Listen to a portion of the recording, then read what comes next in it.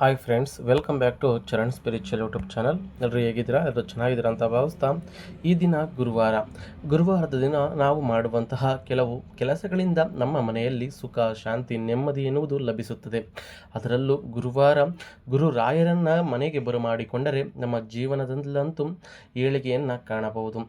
ಮೊದಲ ಆಷಾಢ ಗುರುವಾರ ರಾಯರಿಗೆ ಹಚ್ಚುವ ದೀಪದ ಬಗ್ಗೆ ಈ ಸಂಚಿಕೆಯಲ್ಲಿ ಸಂಪೂರ್ಣವಾಗಿ ತಿಳಿಸಿಕೊಡುತ್ತೇನೆ, ಬನ್ನಿ. 2026 ಜುಲೈ 16ರಂದು ಗುರುವಾರದ ದಿನವು ಅತ್ಯಂತ ಪುಣ್ಯ ದಿನವಾಗಿದೆ. ಯಾಕೆಂದರೆ ಈ ದಿನ 2026ರ ಉತ್ತರಾಯಣ ಪುಣ್ಯ ಕಾಲ ಮುಕ್ತಾಯ ಆಗುವುದು.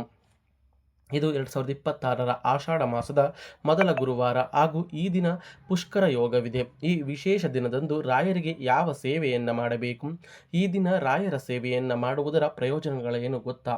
ಸಂಪೂರ್ಣ ಮಾಹಿತಿಯನ್ನು ತಿಳಿಯೋಣ, ಬನ್ನಿ. ಸೂರ್ಯನ ಚಲನೆಯನ್ನು ದಕ್ಷಿಣಾಯಣ ಮತ್ತು ಉತ್ತರಾಯಣ ಎಂದು ಎರಡು ವಿಭಾಗಗಳಲ್ಲಿ ಕರೆಯಲಾಗುತ್ತದೆ. ಸೂರ್ಯನು ದಕ್ಷಿಣ ದಿಕ್ಕಿನಲ್ಲಿ ಉತ್ತರ ದಿಕ್ಕಿನತ್ತ ಸಂಚಾರ ಮಾಡುವುದನ್ನು ಉತ್ತರಾಯಣವೆಂದು ಹಾಗೂ ಉತ್ತರ ದಿಕ್ಕಿನಿಂದ ದಕ್ಷಿಣ ದಿಕ್ಕಿನತ್ತ ಸಂಚಾರ ಮಾಡುವುದನ್ನು ದಕ್ಷಿಣಾಯಣ ಎನ್ನಲಾಗುವುದು. 2026ರ ದಕ್ಷಿಣಾಯಣವು ಜುಲೈ 16 ಗುರುವಾರದ ದಿನದಂದು ಪ್ರಾರಂಭವಾಗಲಿದ್ದು, ಈ ದಿನ ಉತ್ತರಾಯಣ ಪುಣ್ಯಕಾಲವು ಮುಕ್ತಾಯಗೊಳ್ಳುವುದು. 2026ರ ಜುಲೈ 16ರ ಮತ್ತೊಂದು ವಿಶೇಷತೆ ಏನೆಂದರೆ, ಈ ಮಂಗಳಕರ ದಿನದಂದು ಪುಷ್ಯ ನಕ್ಷತ್ರ ಹಾಗೂ ಆಶ್ಲೇಷ ನಕ್ಷತ್ರದ ಸಂಯೋಗ ಇರುವುದರಿಂದ ಪುಷ್ಕರ ಯೋಗ ರೂಪುಗೊಳ್ಳುವುದು. ಇವು ಎಲ್ಲವೂ ಗುರುವಾರದ ದಿನದಂದೇ ಬಂದಿರುವುದು ರಾಯರ ಸೇವೆಯಿಂದ ಸಾವಿರಾರು ಪಟ್ಟು ಪುಣ್ಯ ಫಲಗಳನ್ನು ಪಡೆದುಕೊಳ್ಳಲು ಪ್ರಯೋಜನ.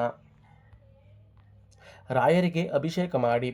ಆಷಾಢ ಮಾಸದ ಮೊದಲ ಗುರುವಾರದ ದಿನದಂದೇ ಪುಷ್ಕರ ಯೋಗ ಮತ್ತು ಉತ್ತರಾಯಣ ಪುಣ್ಯ ಕಾಲ ಮುಕ್ತಾಯವಿರುವುದರಿಂದ ರಾಯರಿಗೆ ವಿಶೇಷ ಸೇವೆಯನ್ನು ಮಾಡಬೇಕು.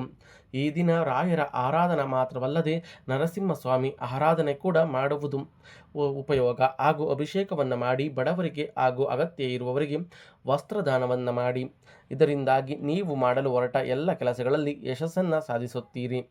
ಇನ್ನು ಮಹಿಳೆಯರು ಈ ಕೆಲಸ ಮಾಡಿ.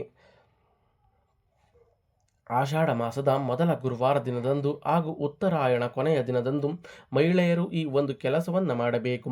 ಇದಕ್ಕಾಗಿ ಮಹಿಳೆಯರು ಮುಂಜಾನೆ ಬೇಗ ಎದ್ದು ಶುದ್ಧರಾದ ಬಳಿಕ ನಿಮ್ಮ ಮನೆಯ ಹತ್ತಿರ ಇರುವ ಅಥವಾ ನಿಮಗೆ ಭೇಟಿ ನೀಡಲು ಸಾಧ್ಯವಾಗುವಂತಹ ರಾಯರ ಮಠಕ್ಕೆ ಭೇಟಿ ನೀಡಿ. ಅಲ್ಲಿ ರಾಯರಿಗೆ ತುಪ್ಪದ ದೀಪವನ್ನು ಹಚ್ಚಿಡಬೇಕು. ತುಪ್ಪದ ದೀಪವನ್ನು ಹಚ್ಚಲು ಸಾಧ್ಯವಾಗದೇ ಇದ್ದರೆ ಬೆಲ್ಲದ ದೀಪವನ್ನು ಹಚ್ಚಿ. ಒಂದು ವೇಳೆ ನಿಮ್ಮ ಬಳಿ ಈ ಎರಡು ಕೆಲಸಗಳನ್ನು ಮಾಡಲು ಸಾಧ್ಯವಾಗದೇ ಇದ್ದರೆ ಅಂತಹ ಸಂದರ್ಭದಲ್ಲಿ ರಾಯರ ಬೃಂದಾವನಕ್ಕೆ ನಮಸ್ಕಾರ ಪ್ರದಕ್ಷಿಣೆಯನ್ನು ಹಾಕಿರಿ. ಇದು ನಿಮಗೆ ರಾಯರ ಅನುಗ್ರಹದಿಂದ ಸಕಲ ಕಾರ್ಯಗಳಲ್ಲೂ ಯಶಸ್ಸನ್ನು ತಂದುಕೊಡುವುದು. ಎಲ್ಲ ತೊಂದರೆಗಳನ್ನು ಕಳೆದು ಸಕಲ ಇಷ್ಟಾರ್ಥಗಳನ್ನು ಸಿದ್ಧಿಯಾಗುವಂತೆ ಮಾಡುವುದು.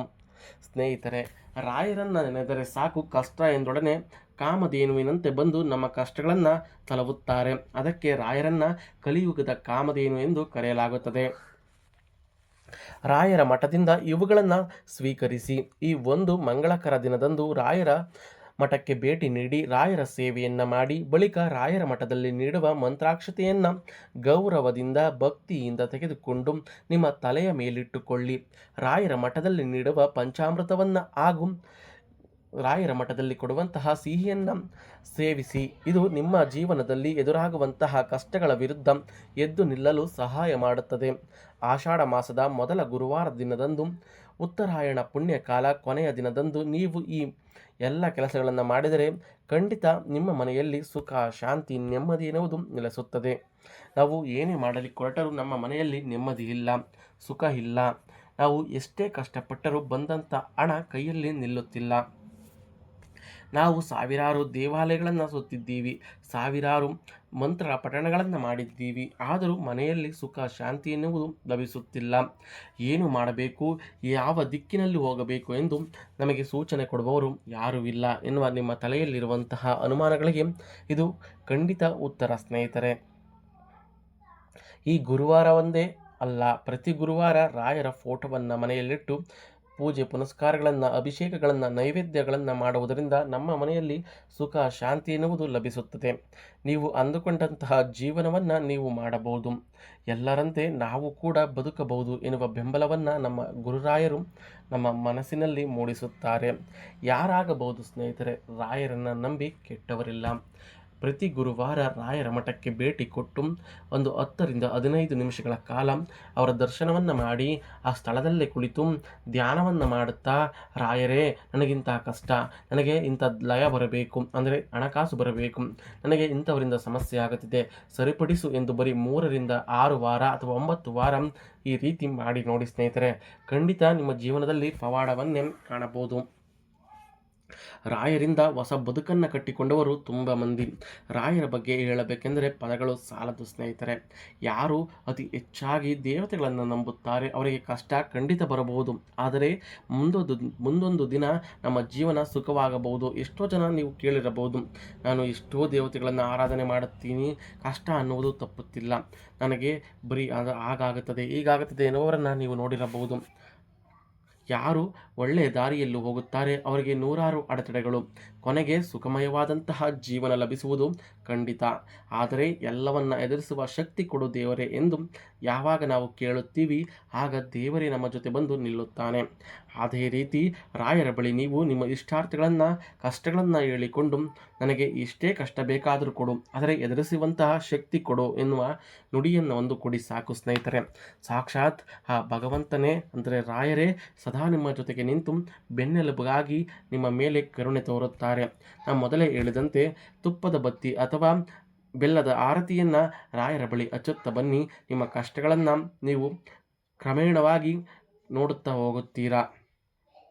ಸ್ನೇಹಿತರೆ, ಯಾವುದೇ ಕೆಲಸ ಮಾಡುವ ಮೊದಲು ನಮಗೆ ತೃಪ್ತಿ ಇರಬೇಕು, ಮನಸ್ಸಿರಬೇಕು ಹಾಗೂ ನೆಮ್ಮದಿಯಿಂದ ಮಾಡಬೇಕು. ಏನೋ ಬೇಕಾಬಿಟ್ಟು ಹೇಳುತ್ತಾರೆ ಮಾಡುತ್ತಾರೆ ಎನ್ನುವ ಲೆಕ್ಕಾಚಾರದಲ್ಲಿ ಮಾಡುವುದಾದರೆ ಖಂಡಿತ ಅಂಥವರು ಕೈ ಹಾಕಲಿಕ್ಕೆ ಹೋಗಬೇಡಿ. ಈ ಮಾಹಿತಿ ಇಷ್ಟವಾದರೆ ನಮ್ಮ ಚಾನಲನ್ನು ಸಬ್ಸ್ಕ್ರೈಬ್ ಮಾಡಿ, ಪಕ್ಕದಲ್ಲಿರುವ ಬೆಲ್ ಬಟನ್ ಕ್ಲಿಕ್ ಮಾಡಿ, ಈ ವಿಡಿಯೋಗೊಂದು ಲೈಕ್ ಕೊಟ್ಟು ಈ ವಿಡಿಯೋನ ಪ್ರತಿಯೊಬ್ಬರಿಗೂ ಶೇರ್ ಮಾಡಿ. ಜೈ ರಾಘವೇಂದ್ರ ಸ್ವಾಮಿ ಎಂದು ಕಮೆಂಟ್ ಮಾಡಿ ಸ್ನೇಹಿತರೆ. ಮತ್ತೊಂದು ದೈವಿಕ ಅಂಶದೊಂದಿಗೆ ಭೇಟಿಯಾಗುತ್ತೇನೆ. ಧನ್ಯವಾದಗಳು.